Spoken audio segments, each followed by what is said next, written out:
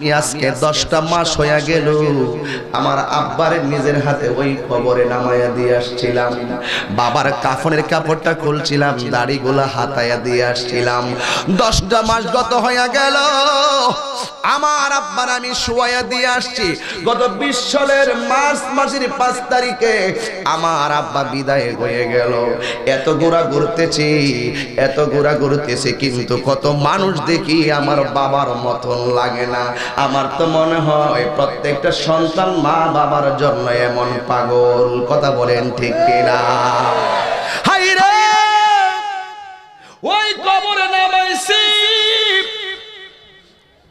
প্রতি জুম্মায় যায় বাবার কবর জিয়ারত করি, বাবার বুকের বরাবর দাঁড়ায়, বাবার চেহারা বাসে, দাড়িগুলো বাসে, চোখগুলো বাসে, কিন্তু বাবারে পাই না। এটাই তো পৃথিবীর নিয়ম। আমিও গেলে আমাকে আর কেউ স্মরণ করবে না। ও যুবকের দল, পায়ের মধ্যে হাত দিয়ে বইলা যায়, বয়ানটারে সাধারণ ভাবে তোমরা নিও না। একটা কথা মনে রাখবেন, আমাদের আসল ঘরের নাম কি? বিল্ডিং না কবর। কত জানাজার পড়েছে নামাজ, দিয়েছি কত দাফন, কোথায় যেন আছে আমারও তৈরি সাদা কাফন, জানাজার পড়েছি নামাজ, দিয়েছি কত দাফন। আমার তোরি বাধায় আছে কোন শেখে আঘাটে, কোন মসজিদে এলানে হবে শোয়াবে শেষ খাটে। জবান খুলে কোন ঠিক কিনা? আমার তোরে বাধায় আছে কোন শেখে আঘাটে, কোন মসজিদে এলান হবে শোয়াবে শেষ খাটে। কবে কোথায় করবে দাফন, কবে কোথায় করবে দাফন আমাকে সজন, জানাজারে পড়েছি নামাজ, দিয়েছি কত দাফন, জানাজারে পড়েছি নামাজ, দিয়েছি কত দাফন।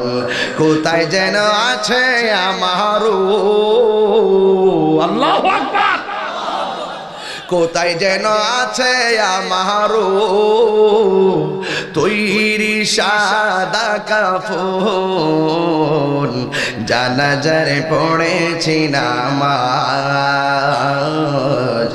দিয়েছি কত দাফন। কত জানাজার পড়েছি নামাজ, দিয়েছি কত দাফন।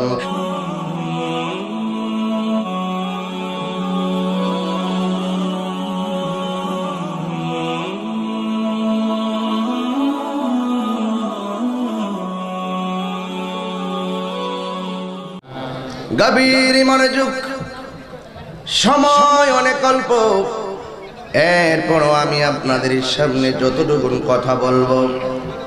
মাহফিল কমিটি আমাকে একটি বিষয় বেঁধে দিয়েছেন, কবরের আযাব, মৃত্যুর যন্ত্রণা নিয়ে কথা বলার জন্য। মাহফিল ইন্তেজামিয়া কমিটির পক্ষ থেকে যে সময়টুকু বেঁধে দেওয়া হয়েছে, আমি আপনাদের সামনে বালাগাত মানতে গেলে কায়দা কলিলুল মাবানি কাসিরুল মাআনির আলোকে কিছু কথা বলবো। আজকের প্রোগ্রামের সম্মানিত প্রধান অতিথি জনাব শাহজালাল মজুমদার চেয়ারম্যান মহোদয়, এবং এখানে অনেক অতিথিবৃন্দ এসেছেন, বিশেষ করে সভাপতি মহোদয় জনাব মাহফুজ আলম মাহফুজ সাহেব, চেয়ারম্যান 8 নং মুন্সিরহাট ইউনিয়ন পরিষদ। অনেক অতিথি এসেছেন, সবার প্রতি মহব্বত ভালোবাসা রাখি। তারপরে একটু আপনাদের সামনে উপস্থাপন করছি আলহাজ আলমগীর কবির মজুমদার সাহেব, জনাব মোশাররফ হোসেন চেয়ারম্যান সাহেব, জনাব আলাউদ্দিন মজুমদার সাহেব, জনাব আলহাজ জহিরুল ইসলাম সরকার সাহেব, জনাব মুজিবুর রহমান সাহেব, জনাব খলিলুর রহমান মজুমদার সাহেব, জনাব কাজী জাফর আহমদ চেয়ারম্যান সাহেব, জনাব আলহাজ হাফেজ আব্দুর রশিদ সাহেব, জনাব শাহজাহান চৌধুরী সাহেব, জনাব অ্যাডভোকেট নাজমুল হাসান বাবলু ভাই, এবং আজকের মাহফিলের সম্মানিত ওয়াইজিন আল্লামা শেখ সাদি আব্দুল্লাহ সাদিক পুরী সাহেব এবং মাহফিলটার আয়োজনে আমার ভাই যিনি অক্লান্ত পরিশ্রম করেছেন জনাব মোহাম্মদ শফিউল আলম সাহেব, সভাপতি মাহফিল বাস্তবায়ন কমিটি, ইন্তেজামিয়া কমিটি, এলাকাবাসী, আমার উপস্থাপনায় যদি কোনো ত্রুটি হয় মার্জনার দৃষ্টিতে দেখবেন। আজকে হাজার হাজার মানুষ যারা এসেছেন সবাই শুকরিয়া তান কণ্ঠটাকে উঁচু করে দিয়ে পড়ুন আলহামদুলিল্লাহ।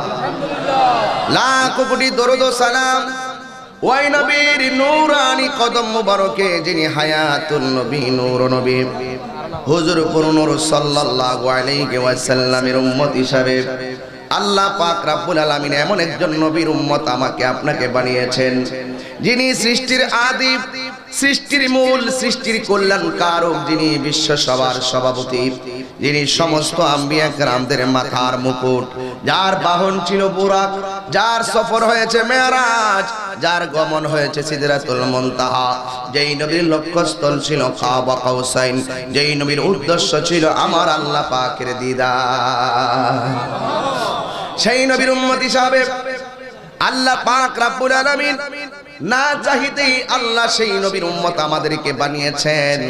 শুকরিয়া তান কণ্ঠটাকে উঁচু করে দিয়ে পড়ুন আলহামদুলিল্লাহ। আমার যুবক ভাইরা খুব আন্তরিক ভাবে কথাগুলো শুনুন। আমি সিলেট থেকে এখানে এসেছি, আবার এখান থেকে দুটি প্রোগ্রাম আছে, রাতের বেলা আমি চলে যাব। তবে একটি কথা বলে দিতে চাই, জবানটা ছেড়ে বলুন হায়াতের মালিক কে? আল্লাহ। ইজ্জতের মালিক কে? আল্লাহ। ক্ষমতা দেয় কে? আল্লাহ। বক্তা বানাই কে? আল্লাহ। পিশাব বানাই কে? আল্লাহ। সব কিছুর মালিক পৃথিবীর কেউ নয়, একজন, জবান খুলে বলুন তিনি কে?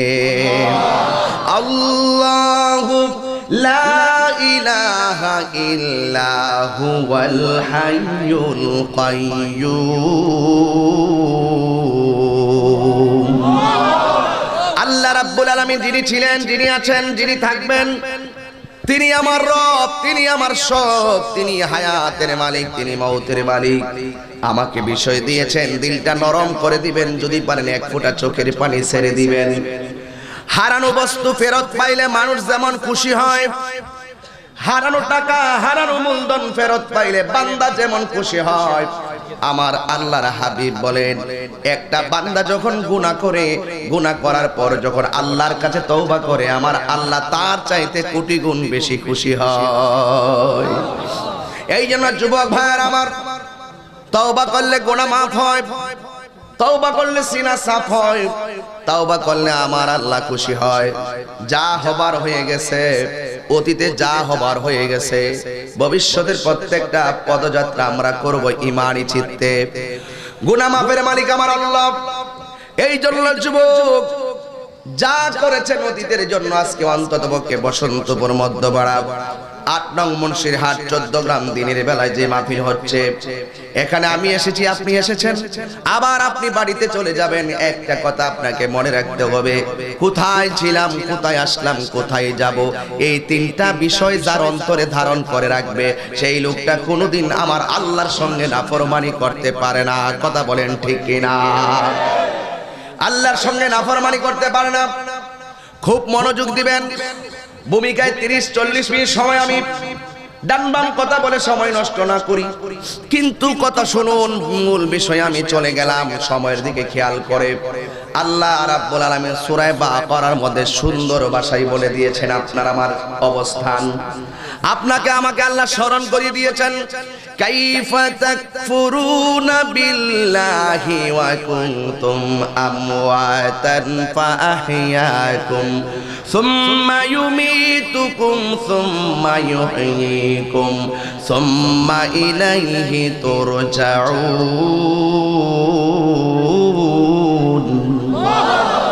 জবান ছেড়ে বলতে হবে আল্লাহু আকবার। সাউন্ড একটু তুলে দেন, মাইক স্পিকার আমার থেকে একটু দূরে হয়ে গেছে, আমার যে ওয়াজ করতে কষ্ট হচ্ছে। আল্লাহ রাব্বুল আলামিন বলেন, আমি যখন তেলাওয়াত করব আল্লাহু আকবার আওয়াজটাকে জোরে হবে না আস্তে হবে? তাইলে আমি একটু শুনতে চাই, সবাই প্রস্তুতি নেন, আল্লাহকে ডাক দেন। কাইফা তাকফুরুনা বিল্লাহ।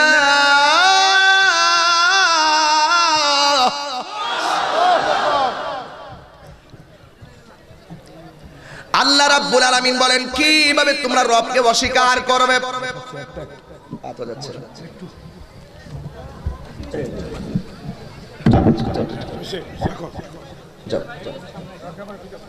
তোমরা কিভাবে আল্লাহকে অস্বীকার করছো? আমি কোথায় ছিলাম, কোথায় এসেছি, আবার কোথায় যাব? ছিলাম আল্লাহর কুদরতের উপরে, আসছি দুনিয়ার ভিতরে, আবার যাব কবরের ভিতরে। এটাই হলো আমার শেষ কথা। কোথায় ছিলাম, কোথায় আসলাম, কোথায় যাব? আল্লাহ বলেন কাইফা তাকফুরুনা বিল্লাহ, তোমরা কিভাবে তোমাদের রবকে অস্বীকার করছো? তোমরা ছিলে মুর্দা, আমি আল্লাহ রাব্বুল আলামিন তোমাদেরকে জীবন দিয়েছি। জবান খুলে বলুন জীবন দেওয়ার মালিক কে? ওয়া কুনতুম আমওয়াতান, তোমরা ছিলে মৃত, তোমরা ছিলে নিষ্প্রাণ। আমি আল্লাহ রাব্বুল আলামিন ফা আহইয়াকুম, তোমাদেরকে জীবন দিয়েছি। জীবন দেওয়ার পরে কেউ রাষ্ট্রপতি হবে, জীবন দেওয়ার পরে কেউ প্রধানমন্ত্রী হয়েছেন, জীবন দেওয়ার পরে চেয়ারম্যান মহোদয় হয়েছেন, জীবন দেওয়ার পরে চেয়ারম্যান মহোদয়রা হয়েছেন, জীবন দেওয়ার পরে বক্তা হয়েছি, জীবন দেওয়ার পরে আমি মেম্বার হয়েছি, জীবন দেওয়ার পরে ওসি হয়েছি, জীবন দেওয়ার পরে ডিসি হয়েছি, জীবন দেওয়ার পরে ইমাম হয়েছেন, জীবন দেওয়ার পরে খতিব হয়েছেন। হাত তুলে বলেন ঠিক কিনা বলেন। এটা হলো জীবন দেওয়ার পরের কথা। আমার তো প্রাণী ছিল না, জীবন পাওয়ার পরে আমার আল্লাহ আমাদেরকে এক একজনকে এক একটা ক্ষমতা দিয়েছেন। এই পৃথিবীতে আপনাকে যা দিয়েছেন একজন, তিনি বলেন তিনি কে? আল্লাহ রাব্বুল আলামিন বলেন হুয়াল্লাহ, তিনি সেই আল্লাহ। জোরে কোন মারহাবা। এই জন্য যুবক, জীবন পাওয়ার পরে আমি অনেক কিছু হয়ে গেলাম, হওয়ার পরে আমার আল্লাহ একটা থাবার মাধ্যমে সব বিলীন করে দিবে। একটা থাবার মাধ্যমে সব বিলীন করে দিবে।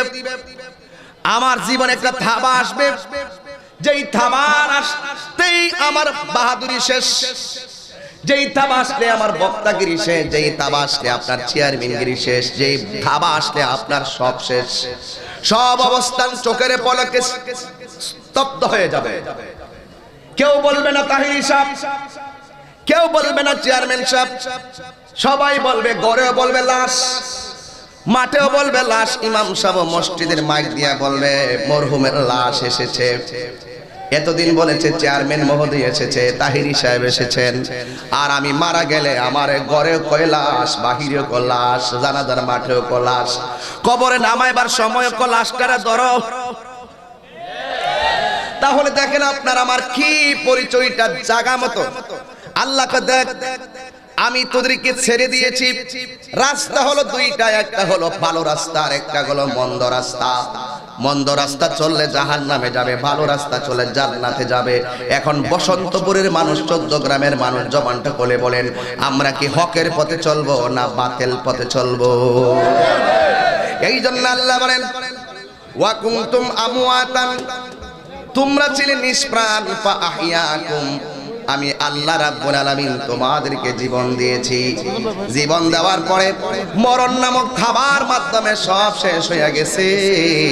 কিন্তু আমার আল্লাহ রাব্বুল আলামিন বলে দিয়েছে, তুমি মারা গেছো মানে এই নয় যে তোমার সব শেষ হয়ে গেছে। না না না, আমি আল্লাহ জীবন দিয়েছিলাম একটা কারণে, আবার মরণ দিব আরেকটা কারণে, মরণ দেওয়ার পরে জিন্দা বানাবো একটা কারণে। জোরে কে আল্লাহু আকবার বলবেন না?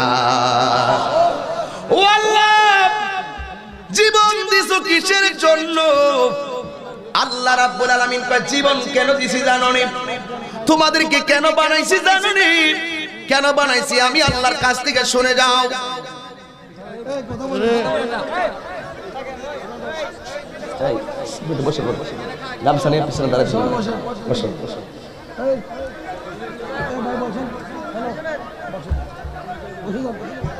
আমার যুবক ভাইরা একদম সাইলেন্ট থাকুন, আমার কথাগুলো শুনুন। এমন একটি বয়ান করতেছি যে এই বয়ানটা আপনার আমার সবার জীবনের সঙ্গে জড়িত। কথা বলেন ঠিক কিনা বলেন? আল্লাহ কয় ওয়া কুনতুম আমওয়াতান, তোরা মরা ছিলি, ফাআহিয়াকুম জীবন দিছি, জীবন দিছি একটা উদ্দেশ্য আছে। আমি তেলাওয়াত করলে জোরে আল্লাহু আকবার বলতে হবে। আমি আল্লাহ যে জীবন দিছি আমার একটা উদ্দেশ্য আছে। কই কি? ওয়া মা খালাকুতুল জিন্না ওয়াল ইনসা ইল্লা লিয়াবুদুন।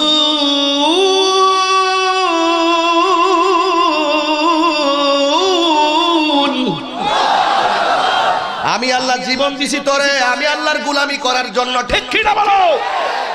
তোরে জীবন দিছি টেন্ডারবাজি করার জন্য নয়, তোরে জীবন দিছি মানুষকে খুন করার জন্য নয়, তোরে জীবন দিছি জঙ্গিবাদিতা করার জন্য নয়, তোরে জীবন দিছি সন্ত্রাসী করার জন্য নয়, তোরে জীবন দিছি নবীর বিরুদ্ধে কথা বলার জন্য নয়। হাত তুলে বলুন ঠিক কি না বলুন?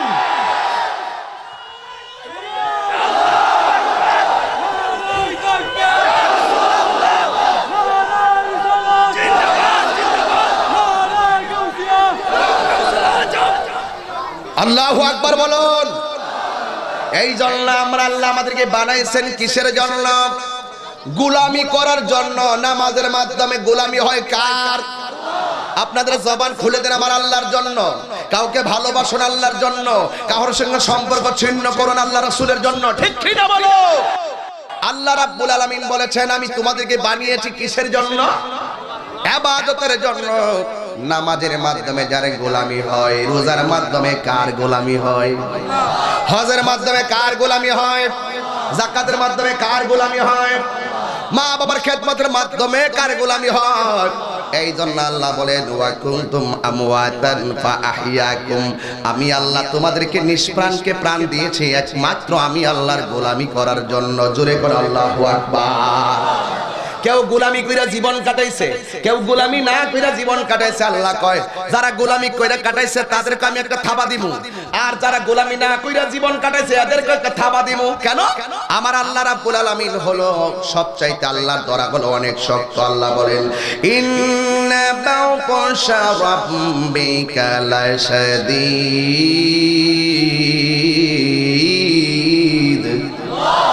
আল্লাহর ধরা কি নরম না শক্ত?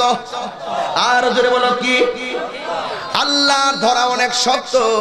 আল্লাহ বলেন যারা আমার গোলামি করে এদেরকে আমি থাবা দিব, আবার যারা গোলামি করবে না এদেরকে আমি আল্লাহ থাবা দিব। তবে পার্থক্য আছে দুইটা। এক নম্বর, ইমানদারের মরণ হবে সহজ। সুবহানাল্লাহ বলবেন? ইমানদারের মরণ হবে কি? সহজ। এটা আমি আস্তে আস্তে ঢুকতেছি যে বয়ানে। আর বেঈমানের মরণ হবে অনেক কঠিন। আল্লাহ বলেন আমি আল্লাহ তোরে মরণ দিয়ে সব শেষ করে দিব। তবে একটা কথা, এখানে ফাআহইয়াকুম সুম্মা ইউমিতুকুম, তোমাদেরকে মরণ দিব। মরণটা কেন দিব? মরণটা এই জন্য দিব আমি আল্লাহ রাব্বুল আলামিন যে হায়াতের মালিক। যদি মৌতের মালিকটা তোদেরকে না বুঝাই তোরা গাদ্দারি করবি। কথা বলেন ঠিক না ঠিক? যেমন নমরুদ্দারে রূপ দেয় নাই, নমরুদ্দার আর ফেরাউন্নারে আল্লাহ রূপ দেয় না, লাস্টে কয় আমরা মরণই হবে না, আমরাই আল্লাহ। নাউজুবিল্লাহ কোন? আল্লাহ কয়জন? কথা বলতে হবে। আল্লাহ কয়জন? আল্লাহ হলো একজন। সাজদা পাওয়ার মালিক হলো একমাত্র আল্লাহ। আল্লাহ ছাড়া কারোর কাছে মাথা নত করা যাবে? আর জোরে করে যাবে। এটাই হলো আমাদের ছাত্র জীবনের শিক্ষা। মনে করবেন না ওয়াজে সেই কথাগুলো বলি। আমার মা যখন সালার মধ্যে বসায়া কোরআন সবক দিয়েছিল তখন আমার মা সেদিন বলে দিয়েছিল কুল হুয়াল্লাহু আহাদ আল্লাহুস সামাদ লাম ইয়ালিদ ওয়া লাম ইউলাদ ওয়া লাম ইয়াকুল লাহু কুফুয়ান আহাদ। আল্লাহু আকবার। আল্লাহ কয়জন? এই জন্য যুবক ইবাদত হবে কার? এই জন্য যুবক আমরা যে মাজারে গিয়ে জিয়ারত করি, আমরা সেখানে গিয়ে সেজদা করি না। যারা সেখানে সেজদা করে তাদের বিরুদ্ধে আমাদের স্টিম রোলার, ঠিক কি না বলো? তাদের বিরুদ্ধে আমাদের অবস্থান আগেও ছিল, এখন আছে, ভবিষ্যতেও। এটা আপনারা মিসগাইড করেন অনেকেই সমাজে এসে। আমাদেরকে ডাইরেক্ট উল্লেখ করে করে বলা হয় আমরা ভণ্ড, আমাদেরকে উল্লেখ করে বলা হয় আমরা মাজার পূজারী। কথা বলেন না কেন? ঠিক কি না বলো? আমাদের নাম ধরে ধরে বলে যেই সমস্ত জায়গায় সেজদা হয় সেখান থেকে তাদেরকে প্রতিরোধ করার দায়িত্ব শুধু তোমাদের না, আমাদেরও আছে। ঠিক কি না বলুন? যেখানে কোনো ধরনের অসামাজিক কোনো কাজ হবে আমরা সবাই মিলে প্রতিরোধ করতে হবে। যদি আপনার তীরটা থাকে আমার দিকে, আমার তীরটাও থাকবে আপনার দিকে। আপনার উদ্দেশ্য খারাপ, আপনার উদ্দেশ্য খারাপ, এই জন্য আপনি আমাদেরকে প্রশ্নবিদ্ধ করেন। আজকে আমাদের চেয়ারম্যান এলাকার জনাব শাহজালাল মজুমদার শ্রেষ্ঠ চেয়ারম্যান, উনি এসেছেন, আমার ভাই আছেন সভাপতি, অনেক চেয়ারম্যান মোশাররফ ভাই সহকারে, এবং আমার ভাই শফিউল আলম ভাই অনেক কষ্ট করে মাহফিল করেছেন। দ্বন্দ্ব লাগানোর জন্য আমাকে আনে নাই, যা হবার অতীতে হয়ে গেছে। কিন্তু একটা কথা, তখন তথ্য প্রযুক্তির যুগ, এখন তথ্য প্রযুক্তির যুগ। এখানে আমি কি বলি আপনি কি বলেন সবাই দেখে ঘরে শুয়ে শুয়ে, ঠিক কিনা বলুন? এই জন্য আমি সব কিছু ওপেন করে দিয়ে বলতে চাই, একমাত্র সেজদা পাওয়ার মালিক হলো একজন। এই যুবক জবানটা খুইলা ছেড়ে হুঙ্কার দিয়া বলো তিনি কে। আর কোন অভিযোগ আছে আপনারা? একটা একটা ধরুন, শুধু মনে রাখবেন কথাগুলো, শুধু মনে রাখবেন। কয় আমি আল্লাহ মরণ দিমু, আমি আল্লাহ হায়াত দিছি, আমি আল্লাহ মরণ দিমু। তবে একটা কথা মনে রাখো, জীবন মরা নিষ্প্রাণকে প্রাণ দিয়েছি, আবার প্রাণকে নিষ্প্রাণ করেছি। নিষ্প্রাণকে প্রাণ দিয়েছি আমার গোলামি করার জন্য, এখন আবার প্রাণ নেওয়ার পরে প্রাণটা দিমু কেন? প্রাণটা দেওয়ার পরে প্রাণটা নিয়েছি, প্রাণটা নেওয়ার আগে সময় দিছে গোলামি করার জন্য, আর প্রাণটা নেওয়ার পরে প্রাণটা যে কবরে দিব, জীবন দিব, এটা কিন্তু গোলামি করার জন্য দিব না। কারণ মানুষ মারা যাওয়ার সাথে সাথে আমলের দরজা সব বন্ধ হয়ে যায়। কথা কোন ঠিক কিনা? আমি আল্লাহ মরণের পর খুব মনোযোগ দিতে দিব, কথাগুলো বুঝতে হবে। আমরা আহলুস সুন্নাত ওয়াল জামাতের নগণ্য খাদেম, কিন্তু কথাগুলো বোঝা লাগবে। জীবন দিলাম ইবাদতের জন্য, আবার কবরে জীবন দিব ইবাদতের জন্য না। ওই যে দুইটা শর্ত দিলাম, ভালো পথে চললে জান্নাতি, আর মন্দ পথে চললে জাহান্নামী। একমাত্র এটা প্রমাণ করার জন্য দুনিয়াতে থাইকা কি করেছো তার জাররা জাররা পরিমাণ হিসাব নেওয়ার জন্য আমি আল্লাহ তোমাদেরকে সুম্মা ইউহয়িকুম, আবার তোমাদেরকে জীবন দিব। এই জন্য জীবন দিবে। এখন আসুন দেখি একটু বসন্তপুরের মানুষ, 14 গ্রামের মানুষ, একটু কানটা লাগাইয়া দাও। আমরা দুনিয়াতে এসে গোলামি করি, নিজের বাড়ি মসজিদে গিয়ে গোলামি করি। এখন আমরা তো কবরটাকে বলি আসল ঘর। এই ঘরের মধ্যে গেলাম, কিন্তু আসলে মূলত ঘরে যাই নাই। আল্লাহ আমাদেরকে পাঠিয়েছেন, আমরা যে পাঠিয়েছেন তার কাছে আমরা ফিরে গিয়েছি। আমার আল্লাহ আয়াতে ক্লিয়ার করে দিলেন, সুম্মা ইলাইহি তুরজাউন।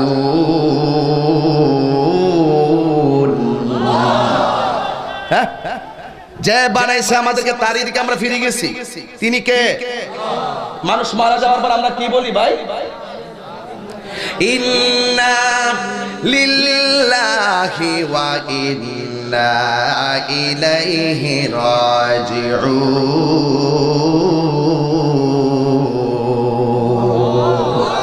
আল্লাহ রাব্বুল আমাদেরকে বানিয়েছেন, আল্লাহর কাছে চলে যাব। এখন প্রশ্ন হলো, হুজুর রাস্তা তো বললেন দুইটা, একটা হলো ইমানের রাস্তা আর একটা হলো বেঈমানের রাস্তা। বেঈমানের রাস্তা চলতে পারো, চলতে থাকো, একদিন আল্লাহ টান দিব, তোমার রাস্তা বন্ধ হয়ে যাবে। ভালো পথে চলতেছো, চলতে থাকো, আল্লাহ টান দিবে, রাস্তা ব্লক হয়ে যাবে। কিন্তু পার্থক্য হলো দুইটা। ইমানদারের মরণটা কেমন হবে আর বেঈমানের মরণটা কেমন হবে, এই বিষয়গুলো বসন্তপুরে জানার দরকার আছে না নাই? আল্লাহ রাব্বুল আলামিন হাবিব বলেন, ইমানদারের কাছে যখন আজরাইলকে পাঠাবে, ইমানদারটা তখন ঘরের ভিতরে শোয়া থাকবে, ইমানদারের মাথার পাশে এসে আজরাইলে বসবে। কিন্তু কিতাব প্রমাণ করে ইমানদারের ঘর বসন্তপুর। এই বসন্তপুরে ইমানদার আসলে, আজরাইলে আসলে, ওই ইমানদারের দরজায় দাঁড়াইয়া আজরাইলে সালাম দেয়। কে সালাম দেয়? ওই যে আমরা প্রায় সময় সাঙ্গাইতাম, যারা মাটিও খাই না জমেও সই না গো প্রেমিক যেই জনা। এইগুলা যখন সুর দিয়ে বলতাম তখন অনেকে বলতাম আমরা গান গাই। কি কি গান? এগুলোই বলতো। আমি এখন মুখে মুখে বলছি, কেউ বলবে না। যারা মাটিও খায় না জমেও সই না গো প্রেমিক যেই জনা। এখন কোনো ফতোয়া নাই। আর এটা যদি একটু সুর দিয়ে বলি, যারা মাটিও খায় না জমেও সই না গো প্রেমিক যেই জনা। এই যে পাগল হয়ে গেলেন, একটু পরে দোকানে গিয়ে বলবেন তাহিরি গান গেয়ে গেছে। এই জন্য আমি সিস্টেম পাল্টাইয়া ফেলছি। গাইবো গাইবো, কষ্ট হবে আপনাদের। নবীর শান চলবে, কথা বলেন ঠিক কিনা বলেন। ওলি আল্লাহর শান, আমরা বলি নবীর শান, আর আমার ভাইরা বলে ইসলামী সঙ্গীত, একই কথা। পার্থক্য তো এখানে, শুধু ভাষার পার্থক্য।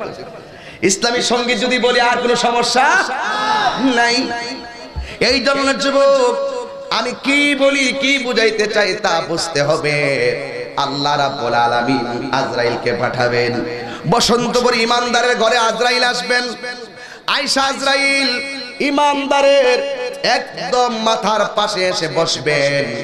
বসে বসে আন বারা ইবনে আযিব রাদিয়াল্লাহু তাআলা আনহু থেকে বর্ণিত হাদিসটা ওই দিন তাহাজ্জুদ নামাজের পরে আমি নিজে পড়েছি, পড়ে খুব ভালো লেগেছে। আফসোস করেছি, আল্লাহ ইমানদারের মরণ এত সহজ, আল্লাহ তুমি ইমানের সাথে মরণ দিও। মানে এত সহজ। ইমানদারের কাছে আসবে বসন্তপুর, বসন্তপুর ইমানদারের কাছে এসে বলবে, এ আল্লাহর বান্দা রেডি থাকো, তোমার রূহটা নেওয়ার জন্য আমি এসেছি। আর আজরাইলের আঙ্গুল দিয়া ইমানদারের মাথার চুলগুলোর মধ্যে আশ্রয়া দিবে। সুবহানাল্লাহ। সন্তান মায়ের স্তন থেকে দুধ পান করতে করতে যেমনে ঘুমায়া যায়, আজরাইলে যখন মাথার চুলগুলোর মধ্যে এমন ভাবে যখন আশ্রয়া দিবে নিজের নুরানি আঙ্গুল দিয়া, ইমানদারটা ধীরে ধীরে একটা ঘুম ঘুম ভাব আসবে। আজরাইল যখন তারে ঘুম ঘুম ভাব তুলবে, তখন আল্লাহ আর একটা ফেরেশতারে ডাক দিয়ে বলবে, ফেরেশতা তুই কিসের জন্য বসে আছিস? যা, আমার ইমানদারের রূহটা কবজ হবে, ওই ইমানদারের কাছে তুই যা। আজরাইলে গেছে জানটা কবজ করার জন্য, আর তুই যাইবি ইমানদারের কাছে। হাতের মধ্যে দুইটা বস্তু ল, একটা হলো সাদা কাপড়, আর একটা হলো আতরের বোতল। এই আওয়াজ হবে না, তাজরে বলেন না সুবহানাল্লাহ, বলেন না। কথাগুলো খুব গুরুত্ব দিয়ে শুনবেন, এবং তত্ত্বভিত্তিক কথা, এবং স্পৃহা, কন্টেনমেন্ট, কনফিডেন্সটা তৈরি করার বিষয়। এখানে অন্য কোনো কিছু না। আপনাকে যদি ওই রকম লেভেলে যেতে হয়, আপনাকে কাজ করতে হবে। আপনি একটা অ্যাপ্লাই করবেন, আপনার অ্যাপ্লাই অনুযায়ী যোগ্যতা থাকতে হবে। যোগ্যতা না থাকলে আপনি অ্যাপ্লাই করতে পারবেন না। আপনি আল্লাহর কাছে ঈমান আর নেক আমলটা সাবমিট করেন, বাকি কাজ আল্লাহ করবে। আপনি এটা দেন আল্লাহর সামনে, যে আল্লাহ আমার এটা আছে, আল্লাহর পছন্দ হয়ে গেছে, আজরাইলকে পাঠিয়ে দিবে, যা ঘুম পাড়াই দে। সুবহানাল্লাহ বলবেন না? এবার আল্লাহ বলবেন, ও ফেরেশতা তুমি যাও ইমানদারের কাছে, কয়টা জিনিস লয়ে যাও। কি কি? আতর আর কিসের কাপড়? সাদা কাপড় নিয়ে যখন আসবেন, ফেরেশতা ডাক দিয়ে বলবেন, আল্লাহ আজরাইলে তো ইমানদারের মাথার কাছে বসছে, আমি বসবো কোথায়? আল্লাহ ডাক দিয়া কও, পাগলা ও ফেরেশতা রে, ইমানদারের দুইটা চোখ, দুইটা চোখের মাঝখানে তুই গিয়া বসে যা। আল্লাহু আকবার বলবেন না? ইমানদারের দুইটা চোখের মাঝখানে বসো। ইমানদার মাথার পাশে ওই ফেরেশতারা ইমানদারের দুইটা চোখের মাঝখানে বসলো, আর অপেক্ষা করতেছেন রূহটা কবজ হবে। আল্লাহ ডাক দিয়া বলে, এই ইল্লিনের ফেরেশতা, ইমানদারের রূহটা যখন কবজ করা হবে, ওই রূহটারে তুমি সাদা কাপড় দিয়া, আতর দিয়া, সুন্দর করে কাপড়টারে সুগন্ধি বানাইয়া ইমানদারের রূহটারে বাইন্ডিং বানানোর জন্যই আমি আল্লাহ তোমারে পাঠাইছি। আল্লাহু আকবার। শুধুমাত্র তাই নয়, এবার আজরাইলে ডাক দিয়া বলবো, ও আল্লাহর বান্দা ধরতেছি। ইমানদার ডাক দিয়া বলবে, ও আজরাইল দেরি করো না, তাড়াতাড়ি রূহটারে কবজ করো। আমার যিনি বানাইছে তারে দেখার জন্য মনটা পাগল হইয়া রইছে। আল্লাহু আকবার। তাড়াতাড়ি রূহটারে কবজ করো, আমার মনিবরে দেখার জন্য আমার দিনটা পাগল পাগল হইয়া রইছে। এবার ইমানদারে মরণের কোনো ডরাই নাই, ইমানদার আল্লাহর সঙ্গে সাক্ষাৎ করতে চাই। ঠিক কিনা বলেন? আল্লাহ আল্লাহ क्या मुबारक नाम है, अल्लाह अल्लाह मोमिनों का काम है। मकन चुश्ती नमाज़े पंज़गाना, फ़वैलुल लिल मुसल्लीन अल्लज़ीन। এই জন্য যুবক ভাইরা আমার, কথাগুলো মনোযোগ দেন, খুব মনোযোগ দেন। জীবনে তো কম হাসেন নাই, জীবনে তো কম বাড়িতে আড্ডা মারেন নাই, একটু মনোযোগ দেন। এমন মরণটাই কামনা করেন বসন্তপনে, যেই মরণের সময় ইমানদার বলবে আজরাইল আমার রুহুটারে নিয়ে যাও, আমার মনিবের সঙ্গে দিদারের জন্য মনটা পাগল হয়ে রইছে। এবার ইমানদার রুহুটা কবজ করবে। মায়ের স্তন থেকে সন্তান যেমনে ঘুমায়া যায়, টের পায় না, দুধ পান করতে করতে ঘুমায়া যায়, ইমানদারেও আজরাইলের হাতের স্পর্শে ঘুমায়া যাবে। আর ওই ফেরেশতা যে আতর লাগাইবে কাফনের ভিতরে, ওই কাফনের আতরের সুঘ্রাণের কারণে ইমানদার আল্লাহর লীলায় হারায়া যাবে। সিবগাতুল্লাহি ওয়া মান আহসানু মিনাল্লাহি সিবগা। আল্লাহ রঙে রঙিন হও, আল্লাহর রং কতই না সুন্দর। আল্লাহ পাকের 3000 নাম, 1000 নাম আছে নবী রাসূলদের মাঝে, আর 1000 নাম আছে ফেরেশতাদের মাঝে, 300 নাম আছে তাওরাতে, 300 আছে জবরে, 300 আছে ইনজিলে, 99টা কোরআনে, 2999টা পাইলাম, আর একটা কই? ওই রঙে রঙিন হও, তাইলে সেই নামের মাহাত্ম্য খুঁজে পাবে। এই জন্য যুবক কথাটা রেখে গেলাম, মনে হইলে বলবো, কিন্তু শুনে রাখুন, ইমানদারের রুহটা যখন কবজ করবে তখন ইমানদারের রুহটারে ওই যে ইল্লিনের ফেরেশতার হাতের ভিতরে সাদা কাপড়, ওই কাপড়ের ভিতরে ইমানদারের রুহটারে বাইন্ডিং করবে। এই দিক দিয়ে বসন্তপুর একজন মারা গেল, 14 গ্রাম গেল কাপড়ের কাপড় কেনার জন্য, আর ওই দিক দিয়ে আমার আল্লাহ রাব্বুল আলামিন ইমানদারের রুহটারে জান্নাতি কাপড় দিয়া বাইন্ডিং কইরা উপরের দিকে তুলে নিয়ে গেল। দুনিয়ার মানুষ ব্যস্ত ডেড বডিটারে সুন্দর করে 3 কাপড় দিয়ে পেঁচাইতো, মহিলা হলে 5 কাপড়, কিন্তু ইমানদারের রুহটারে আমার আল্লাহ বাইন্ডিং করার জন্য যেই মার্কেট থেকে কাপড়টা পাঠাইলেন, এই মার্কেটটা 14 গ্রাম কুমিল্লার মার্কেট না, হাদিস শরীফের মধ্যে এসেছে ওই মার্কেটের নাম হলো জান্নাতুল ফেরদাউস। আরে আল্লাহু আকবার বলেন না। ইমানদারের দাম বাড়াইছে কে? আল্লাহ রাব্বুল আলামিন ইমানদারকে সম্মান দিয়েছেন, এই জন্য ইমানদার সুন্দর করে সে ঘুমায়া যাবে। এবার ওই ফেরেশতা আজরাইলের ডিউটি শেষ, ওই ফেরেশতা ইমানদারের রূহটারে উপরের দিকে তুলে নিয়ে যাবে। যখন ফেরেশতাদের প্রথম মঞ্জিলে যাবে, ফেরেশতাদের প্রথম মঞ্জিলে যাওয়ার পরে ফেরেশতারা ডাক দিয়ে বলবে তোমার হাতের মধ্যে কি জীবনে কত গ্রান নাকে লাগলো, এমন সুন্দর গ্রান কোনোদিন লাগে নাই। ওই ফেরেশতা ডাক দিয়ে বলবে ও ফেরেশতারা শুনো, আমার হাতে কি জানো নি? আমার হাতে হলো এমন গ্রামের এমন ইমানদারের রূহ, আমার আল্লাহ রাব্বুল আলামিন তাকে তার বাড়িতে নিতে আমাকে পাঠিয়েছেন। যেই মাত্র ইমানদারের কথা শুন, সাথে সাথে ওই ফেরেশতারা ইমানদারদেরকে সালাম দিয়ে দিবে। ইয়া আইয়াতুহান নাফসুল মুতমাইন্না তুরজি ইলা রাব্বিকি রাদিয়াতান মারদিয়া ফাদখুলি ফি ইবাদি ওয়াদখুলি জান্নাতি।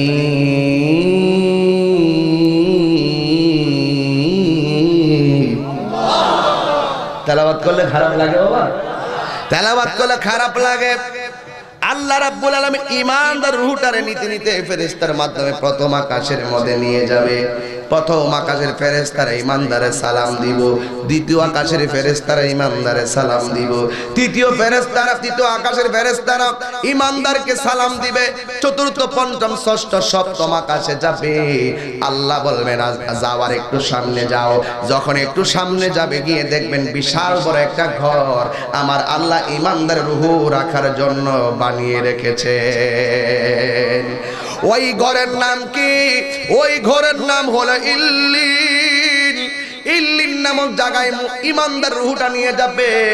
আর এই দিক দিয়ে বসন্তপুরে দেহটারে কাফন দিয়ে বাইন্ডিং কইরা গুরুস্থানে নিয়ে যাইতেছে। রূহ চলে গেল ইল্লিনে, বডি যাইতেছে কবরে।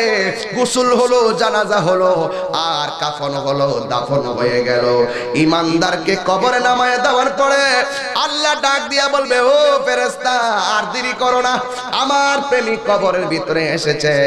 যেই রূহটা ইল্লিনে রেখেছো ওই রূহ রুহটা নিয়ে ইমানদারের ভিতরে প্রবেশ করায়া দাও। ইমানদারের বডির ভিতরে প্রবেশ করায়া দিবে, তখন তার শরীরের ভিতরে কাফনের কাপড় থাকবে। কাফনের কাপড়ে বাদ দেয় কয়টা?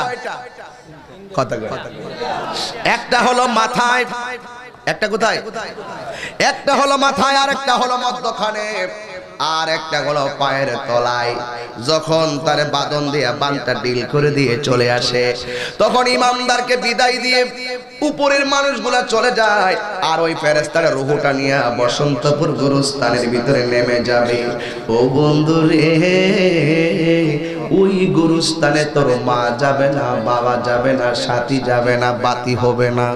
আমি আজকে 10টা মাস হয়ে গেল আমার আব্বারে নিজের হাতে ওই কবরে নামায়া দিয়ে আসছিলাম, বাবার কাফনের কাপড়টা খুলছিলাম, দাড়িগুলা হাতায়া দিয়ে আসছিলাম।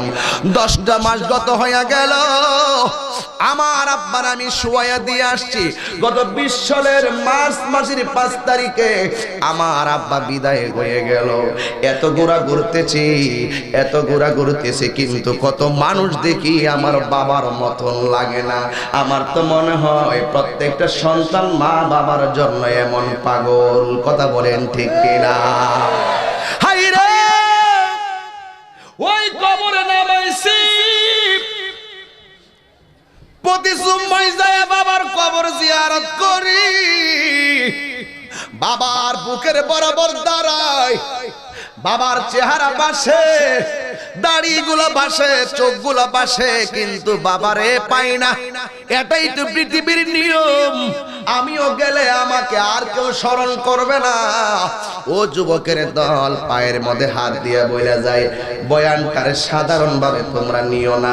একটা কথা মনে রাখবেন, আমাদের আসল ঘরের নাম কি? বিল্ডিং না কবর। কত জানাজার পড়েছে নামাজ,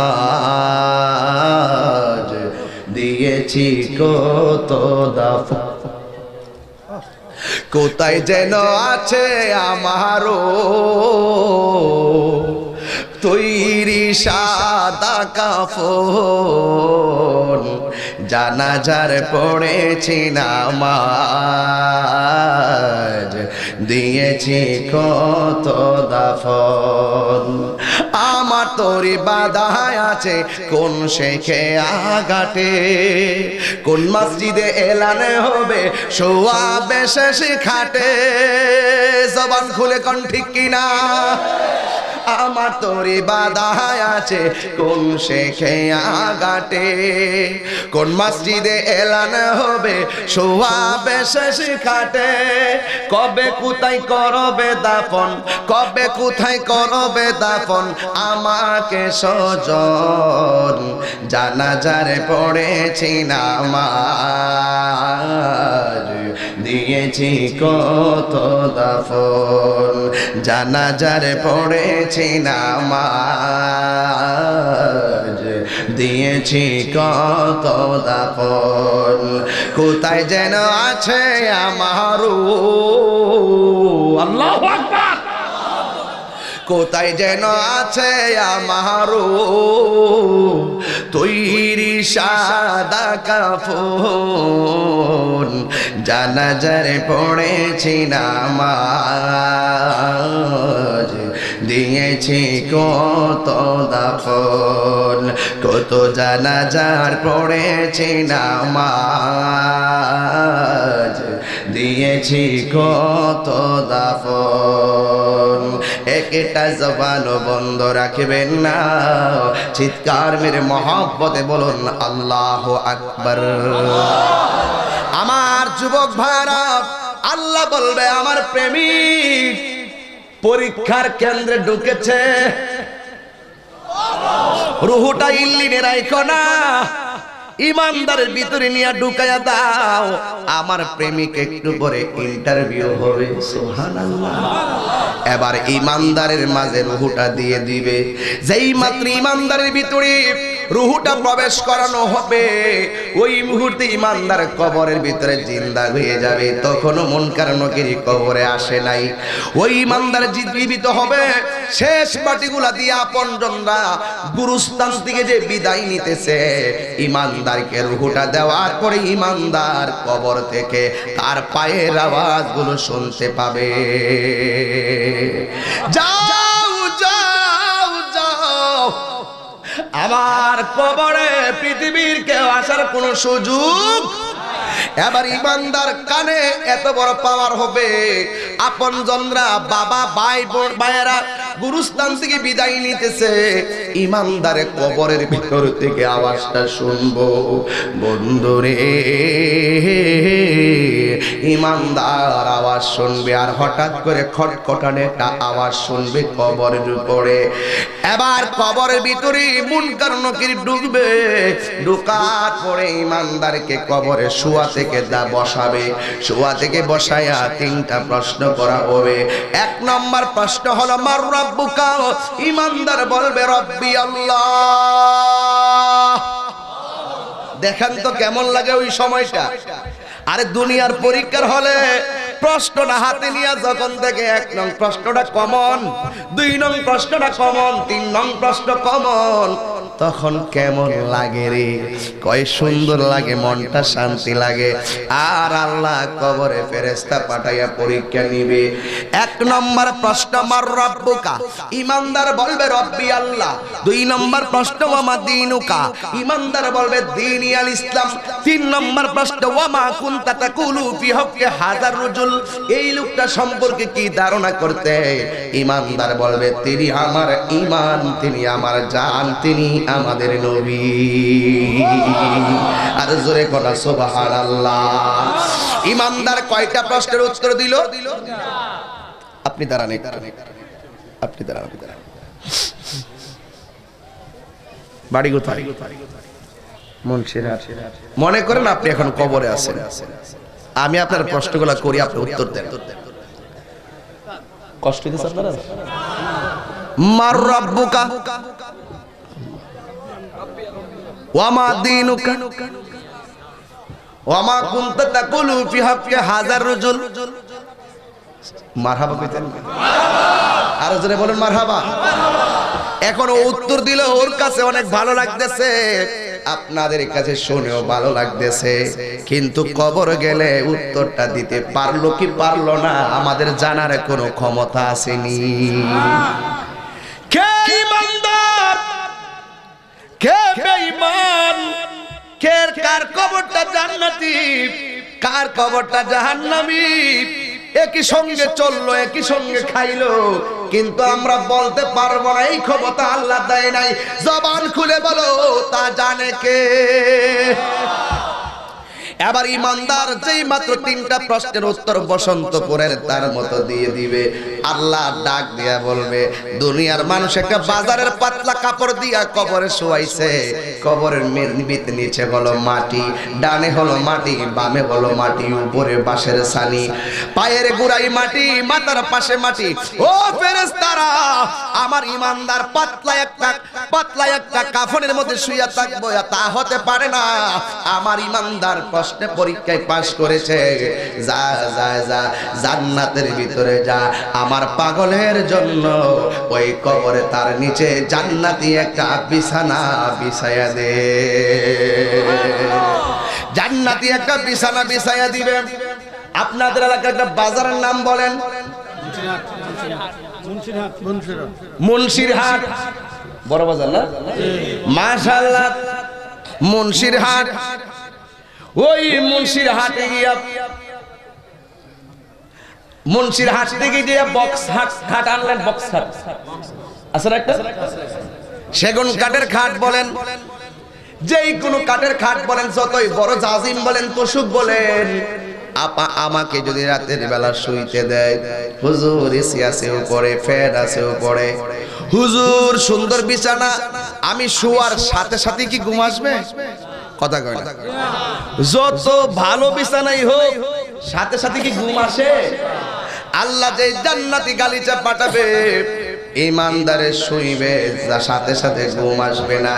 ইমানদারে কবরে শুয়ে একবার ডান দিকে তাকাবে, ডান দিকে তাকাইয়া দেখবে সুন্দর একটা নূরের বাতি জ্বলতেছে। আর জোরে কন্যা সুবহানাল্লাহ। দুনিয়ার ঘরের ভিতরে লাইট, দুনিয়ার ঘরের ভিতরে কত আয়োজন, আমার আল্লাহ কবরের ভিতরে তার প্রয়োজনে আয়োজন করে দিবেন।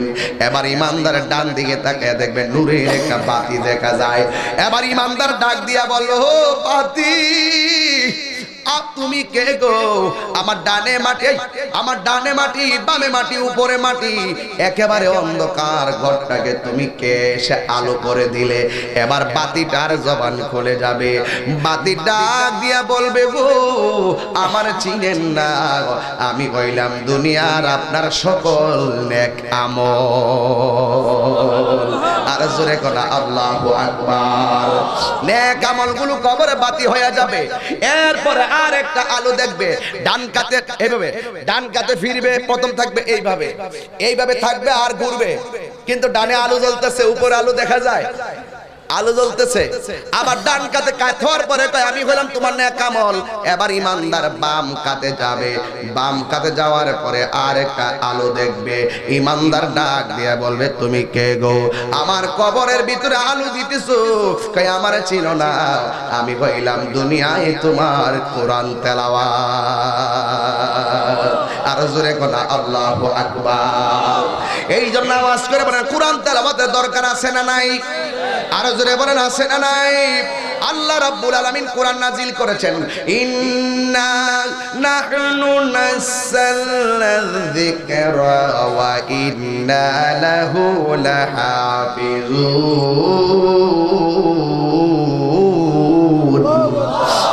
নিশ্চয়ই আল্লাহ কোরআন নাজিল করেছেন, হেফাজতের মালিক কে? আর হেফাজতের মালিক কে? কোরআন নাজিল করেছেন আমার আল্লাহ, কোরআনকে হেফাজত করবেন আমার আল্লাহ। কিন্তু দুঃখজনক হলেও সত্য, মুন্সিরহাটের বাজার থেকে বহুত মানুষ মসজিদে কোরআন শরীফ দেয়, মুন্সিরহাটের বাজার থেকে কোরআন কিনে ঘরের ভিতরে কোরআন শরীফ রাখা হয়, কিন্তু দেখা যায় ঘরের ভিতরে টেলিভিশনগুলো খুব পরিষ্কার থাকে, শোকেসগুলো পরিষ্কার থাকে, কিন্তু কোরআন শরীফের গিলাফের উপরে ময়লা পড়ে থাকে। এমন ঘর মুন্সিরহাটে আছে না নাই? দুঃখজনক। যেই ঘরে টেলিভিশন পরিষ্কার হয়, যেই ঘরে সুকেস আলমারি সুন্দর করে পরিষ্কার করা হয়, যেই ঘরের ওয়ালগুলোকে পরিষ্কার করে রাখা হয়, কিন্তু আল্লাহর কোরআন মসজিদের ভিতরে, কিন্তু মসজিদের গিলাফের উপরে ময়লা পড়ে থাকে। আমার রাসূল বলেন, যেই ঘরের ভিতরে কোরআন থাকে কিন্তু ঘরের মানুষ কোরআন তেলাওয়াত করে না, সেই ঘরের ভিতরে আল্লাহর রহমত থাকতে পারে না। ঠিক কি না বলুন? এই জন্য আপনারা আওয়াজ করে বলুন, কোরআন চাই কি চাই না? আর কোরআন চাই কি চাই না? আপনাদের কাছে একটি কথা বলতে চাই, কোরআন হলো একমাত্র আল্লাহর কাছে মনোনীত ধর্ম। ইন্নাদ-দীনা ইনদাল্লাহিল ইসলাম। ইসলামের একটি অর্থ হলো শান্তি, আর একটি অর্থ হলো মানবতা, আর একটি অর্থ হলো ভ্রাতৃত্ব, আর একটি অর্থ হলো একতা। যখন এই পৃথিবীতে কোনো মানবাধিকারবিহীন পৃথিবী ছিল, তখন 1450 বছর পূর্বে আল্লাহর হাবিব সাইম্যের ডাক দিয়ে সকল মানুষের মাঝে এই the holy Quran is the constitution of human life, এই কোরআনটাকে হাতে নিয়ে সকল মানুষের মাঝে তিনি মানবাধিকার প্রতিষ্ঠা করেছিলেন। আজকে সেই মানবাধিকারকে লঙ্ঘন করার জন্য আজকে অনেক ধরনের কনস্পাইরেসি হচ্ছে। একটি কথা মনে রাখবেন, ইসলাম এমন একটি ধর্ম, যেই ধর্ম সকল ধর্মের মানুষগুলোকে শান্তিতে বসবাস করার নিশ্চয়তা দিয়ে থাকে। কথা বলেন ঠিক না বেঠে? একটি কথা মনে রাখুন, ইসলাম এমন একটি ধর্ম, যেমন আমার বাংলাদেশের দিকে তাকান, এই বাংলাদেশে হিন্দু আছে না নাই? কথা বলে আছে না নাই? এই বাংলাদেশে হিন্দু আছে, খ্রিস্টান আছে, বৌদ্ধ আছে, ইহুদি আছে, মুসলমান আছে, কিন্তু বাংলাদেশের সাম্প্রদায়িক সম্প্রীতি এত চমৎকার। হিন্দু যেই বাজার থেকে বাজার করে, মুসলমান সেই বাজার থেকে বাজার করে। হিন্দু যেই গাছের পানি খায়, মুসলমান সেখানে গোসল করে। একজনের আরেকজনের যার যার ধর্মের উৎসব পালন করা হচ্ছে, কেউ কাহার ধর্মের উৎসবের উপরে আঘাত করে কথা বলছে না। এটাই হলো ইসলাম। আমার ইসলাম শিক্ষা দেয়, মন্দির ভেঙে মসজিদ বানানো যাবে না। ঠিক কি না বলো? এটার নামই হলো ইসলাম। কথা বলুন, কথা বলুন না কেন? আমার ইসলাম শিক্ষা দেয় তুমি অন্য ধর্মের মানুষকে নিশ্চয়তা দিবে। তুমি এই জন্য আমি বলতে চাই, এই বাংলাদেশের সাম্প্রদায়িক সম্প্রীতিকে বিনষ্ট করার জন্য যে কোনো ধরনের ষড়যন্ত্র হোক না কেন, আমরা সবাই বদ্ধপরিকর থাকবো সেই সম্প্রীতিকে বজায় রাখার জন্য, ঠিক কিনা বলেন? কিন্তু যখন মানুষ কোরআন থেকে দূরে চলে যাবে, যখন ইসলাম থেকে দূরে চলে যাবে, তখন আপনাকে বুঝতে হবে সেখানে করোনা মহামারীর চাইতে আরো বড় মহামারী অপেক্ষা করতেছে, ঠিক কিনা বলেন? এই জন্য ঘরের ভিতরে কোরআন আছে। আমার মা বোনরা আজকে আসছে কিনা আমি জানি না, তবে মা বোনরা যদি মাহফিলে এসে থাকেন, অথবা আমার ওয়াজ তো ইউটিউবের ভিতরে অনেকেই বাড়ি আসে, আমার মা বোনদেরকে বলবো, মা আপনাদের ঘরে কোরআন থাকে, আমরা তো বাহিরে থাকি, আমরা ব্যবসা করি, আমরা চলাফেরা করি বাহিরে, কাজে ব্যস্ত থাকি বেশি, কিন্তু আমরাও তেলাওয়াত করব। অন্ততপক্ষে প্রত্যেকটা মা যেন আজকের এই মুন্সিরহাট বসন্তপুরে যেন প্রত্যেকটা মায়ের সকালের সূর্য যেন দেখা হয় কোরআন তেলাওয়াত করে। কি কষ্ট পাইছেন আপনারা? যেই ঘরে কোরআন আছে সেই ঘরের ভিতরে আল্লাহর রহমত আছে না নাই? আরো জোরে কোন আছে না নাই বাবা?